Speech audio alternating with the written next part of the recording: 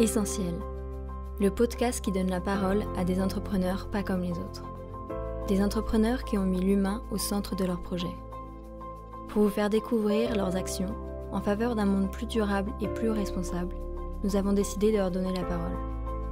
Ensemble, plongeons dans le secteur de l'économie sociale et solidaire, un secteur plus que jamais essentiel à notre société. Bonjour à toutes, bonjour à tous. Je suis ravi de vous retrouver pour ce 3e épisode de notre série de podcasts Essentiel. Aujourd'hui, nous parlons égalité des chances et particulièrement de la réussite professionnelle des jeunes filles habitant les quartiers populaires et les territoires ruraux. J'ai le plaisir de donner la parole à Dominique Goutard, déléguée générale de l'association Capital Filles. Bonjour Dominique. Bonjour Cédric. Dominique, lorsque nous avons préparé ce podcast, vous avez dit, je cite, « Les filles que nous accompagnons ont beaucoup de potentiel, mais elles ne le savent pas toujours ». Dominique, pourquoi il est aussi important aujourd'hui d'aider ces jeunes filles de quartiers politiques de la ville ou de milieu rural dans leur parcours d'orientation professionnelle ? Bien écoutez, lorsque nous avons créé Capital Filles, Stéphane Richard, le patron d'Orange, qui est également président de Capital Filles, nous avons pensé d'entrée de jeu qu'il était inadmissible que des jeunes filles, pour des raisons économiques, pour des raisons sociales, finalement pour des raisons d'origine sociale, soient éloignées des études supérieures. D'autant que ces jeunes filles, comme vous l'avez indiqué, sont des hauts potentiels, mais dans leur famille, on ne leur dit pas toujours. Et c'est vrai que c'est tellement important qu'elles le découvrent et c'est à nous de le leur révéler. Et puis, une dernière raison pour laquelle nous pensions utile de créer Capital Filles, c'est que nous sommes convaincus que l'avenir des banlieues passera par les femmes. Mais des femmes engagées, des femmes éduquées, des femmes libres de leur choix d'études et leur choix de futurs métiers. C'est très clair, c'est très clair. Alors, votre association a choisi un modèle d'action original. Vos entreprises partenaires proposent à leurs collaboratrices de devenir des marraines de ces jeunes filles. Vous dites de ces marraines d'ailleurs qu'elles jouent en quelque sorte un rôle modèle, qu'elles leur transmettent les codes de l'entreprise. Vous pouvez nous dire en quoi ça consiste concrètement ce marrainage ? Alors, ce tutorat au féminin consiste dans plusieurs choses, mais le principal, me semble-t-il, moi qui suis bien sûr marraine depuis 8 ans, c'est donner à ces jeunes filles confiance en elles. Parce que si vous n'avez pas confiance en vous, vous ne pouvez pas vous projeter.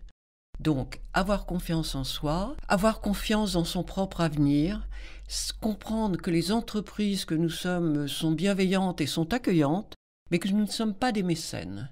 C'est-à-dire que les entreprises les recruteront, elles veulent toutes plus de femmes dans tous les étages de l'entreprise et pour tous les métiers, notamment techniques et industriels. Mais encore faut-il que les jeunes filles, et ça se fait dès la 3e, aient choisi les bonnes formations qui sont en train de construire les futurs métiers d'avenir qui les attendent. J'ai noté, Dominique, que votre association est partenaire de 131 lycées à date, que vous mobilisez plus de 1000 marraines. Alors récemment, à titre d'exemple, vous avez signé un partenariat avec BPCE et les caisses d'épargne, ce qui représente une centaine de marraines. Quels conseils vous pourriez leur donner ? Alors, quels conseils donner aux marraines ? D'abord, je suis ravie d'avoir accueilli la BPCE au sein de Capital Filles. Je vais vous dire pourquoi. Parce que je trouve très important que les métiers de la banque soient mieux connus des jeunes filles. De toute façon, on ne fait pas l'impasse sur les banques. Mais finalement, ce qu'elles entendent, c'est que les métiers changent, qu'un certain nombre de métiers de la banque vont disparaître, assurément. En revanche, moi je veux leur donner une vision positive et avec la BPCE, avec les caisses d'épargne et avec nos 101 marraines, leur donner une vision positive des nouveaux métiers de la banque et notamment irrigués par le numérique. Et là encore, il y a un vrai souci, c'est que les filles ne vont pas vers le numérique. Considérons, alors c'est peut-être parce que les jeux vidéo s'adressent essentiellement aux garçons, c'est un peu de la castagne comme vous savez, et bien du coup les filles se sont éloignées des formations numériques, considérant là encore que c'est pour les garçons. Et ça c'est un vrai problème. C'est un vrai problème pour vous, métier de la banque, mais parce que vous aurez des difficultés à avoir des filles justement dans un certain nombre de vos métiers. C'est un vrai problème pour nos autres entreprises partenaires, puisque le numérique est aujourd'hui partout comme vous le savez. Dominique, l'association Capital Phi, c'est un mode d'action qui est axé à la fois sur des binômes, un accompagnement individuel, mais aussi des ateliers collectifs, c'est ça ? C'est exactement cela. Je dirais que c'est un peu la clé du succès de Capital Phi. Aujourd'hui, nous sommes à plus de 13 000 jeunes filles accompagnées par Capital Phi cette année, malgré la situation sanitaire, puisque nous nous sommes adaptés et nos marraines avec nous. C'est-à-dire que nous utilisons les outils du numérique et nous sommes partout dans les lycées grâce à cela. Et nous intervenons donc de deux façons essentiellement, des ateliers collectifs, ateliers de seconde qui accueillent également des collèges de troisième, qui parlent essentiellement des stéréotypes, qui déconstruisent au maximum avec des témoignages de marraines qui viennent expliquer que si elles y sont arrivées, les jeunes filles y arriveront et qu'on est là pour les aider. Un atelier très important que nous organisons avec nos partenaires audiovisuels, qui est l'atelier de coaching à l'oral pour les premières et les terminales. C'est celui qui démarre maintenant, et qui permet à ces jeunes filles, qui sont, je vous disais, des hauts potentiels, mais elles sont, j'allais dire, presque meilleures à l'écrit qu'à l'oral. L'oral est compliqué pour elles parce que ces jeunes filles viennent du monde entier, j'allais dire. C'est la France d'aujourd'hui dans sa diversité et nous en sommes très fiers. Donc vous voyez, des cultures multiples, c'est très riche pour nos entreprises partenaires. C'est une merveille d'accueillir ces jeunes filles, mais encore faut-il qu'elles aient fait les bonnes études. Et c'est nous qui sommes là pour les aider au-delà du baccalauréat, jusqu'au bac, d'abord à faire les bons choix, en ayant éliminé la question des stéréotypes, mais une fois en terminale avec une marraine individuelle Capital Phi, si elles le souhaitent, puisque les marraines ont leur filleule en solo, j'allais dire, pendant l'année de terminale, et ça c'est un apport exceptionnel de Capital Phi. C'est-à-dire que ces 1179 marraines ont chacune, je dirais, une ou deux filleules pendant toute l'année de terminale, et c'est là où la marraine a ce rôle très particulier, qui est à la fois très concret, puisqu'il faut aider à choisir dans Parcoursup toutes les spécialités, et donc les futurs métiers, les futures filières post-bac, mais aussi, surtout, ce qui est tellement important, c'est de donner à ces jeunes filles confiance en elles. Et ça, c'est le rôle de la marraine. Vous savez, donner à ces jeunes filles confiance en elles, comment faisons-nous ? C'est très simple. Déjà en parlant de nous. Parce que curieusement, les adultes ont toujours l'habitude de dire aux jeunes « Alors, et toi, comment ça va ? Comment ça marche à l'école ?» C'est pas comme ça que nous faisons, nous, les marraines. Nous commençons par leur dire « On est là pour t'aider, je suis là pour t'aider, mais je vais d'abord te raconter qui je suis et pourquoi je suis avec toi. » Et ça les rend très attentives. Et à partir de là, comme on s'est un peu livré, eh bien, elles sont à l'écoute. Et c'est comme ça que la confiance va pouvoir s'instaurer. Voilà. Moi, je voudrais dire que le succès de Capital Phi, c'est un mix entre programmes publics grâce aux ministres de l'Éducation nationale successifs qui ont fait confiance à Capital Phi et qui font que moi, je travaille en direct avec les recteurs et que les lycées, les 131 lycées partenaires sont choisis par les recteurs. Moi, je n'ai aucune compétence pour choisir les lycées de la ville dans lesquels nous souhaitons rencontrer les jeunes filles que nous allons accompagner. Et également, d'ailleurs, dans la ruralité. Et puis, autre partenaire essentiel, bien sûr, ce sont plus de 80 entreprises partenaires de Capital Phi. Alors, je vais vous dire, je crois qu'on arrive au bon moment. C'est-à-dire que nos entreprises savent aujourd'hui qu'elles ont besoin de plus de mixité à tous les étages. Et on sait bien que certains métiers sont tristement, uniquement, masculins.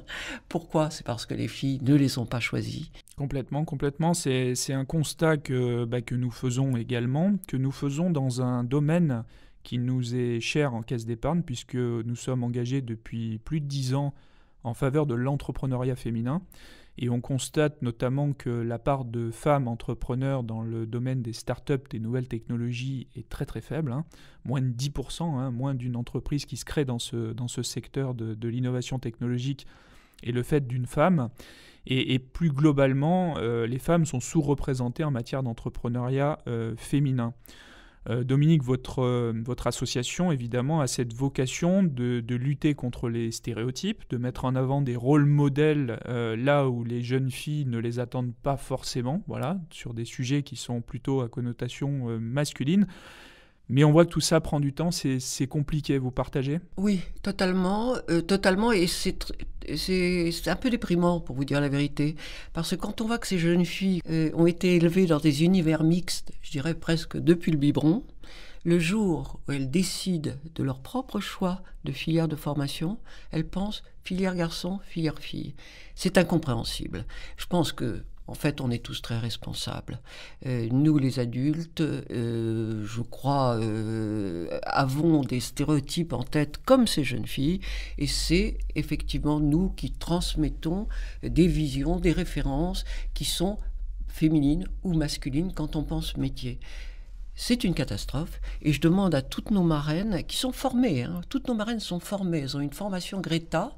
Le jour où elles décident d'être marraines, 1179 marraines cette année, dont, comme je vous le disais, 101 marraines de votre belle entreprise.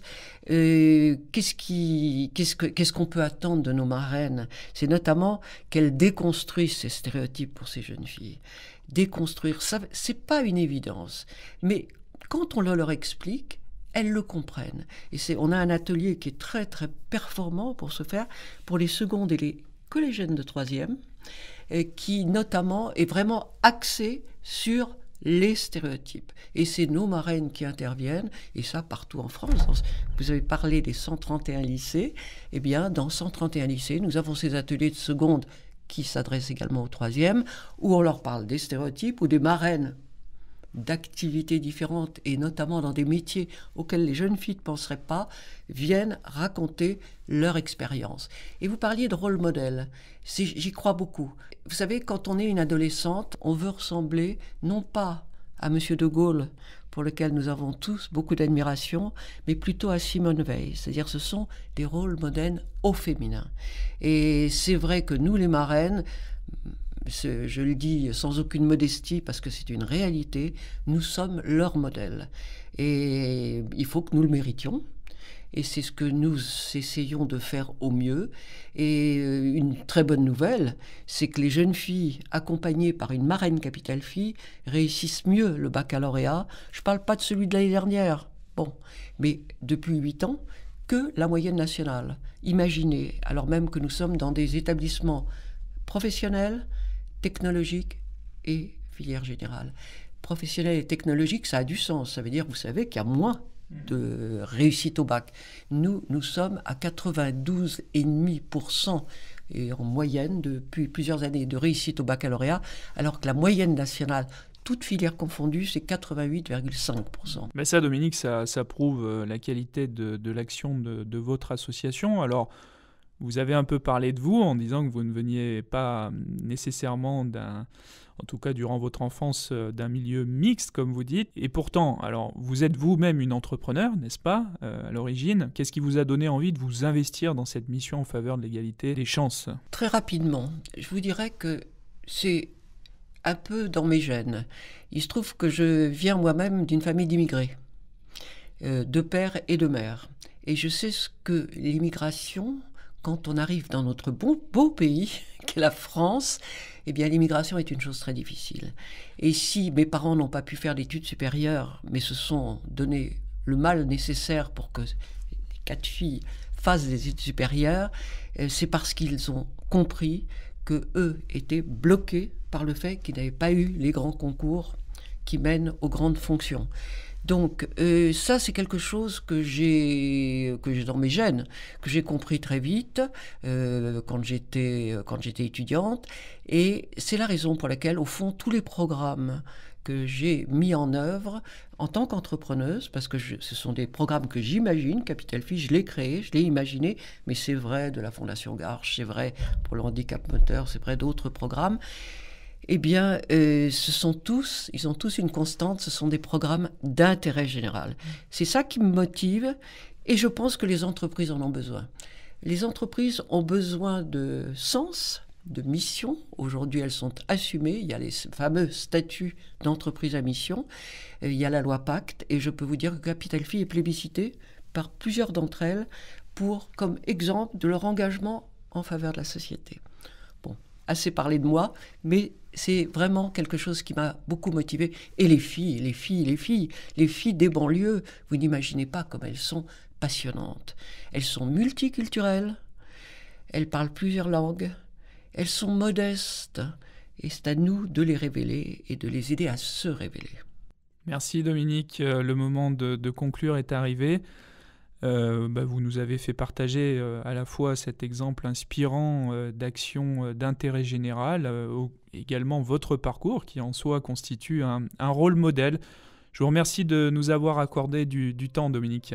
Si vous souhaitez en savoir plus sur l'association Capital Phi et pourquoi pas mobiliser votre entreprise à ses côtés, rendez-vous sur leur site internet www.capitalphi.fr. Vous pouvez également visiter notre site internet www.fédération.caisse-épargne.fr pour en savoir plus sur le soutien qu'apportent les caisses d'épargne aux acteurs de l'ESS. Rendez-vous dans un mois pour notre prochain podcast. En attendant, n'hésitez pas à partager et à nous dire ce que vous avez pensé de ce nouvel épisode. À bientôt.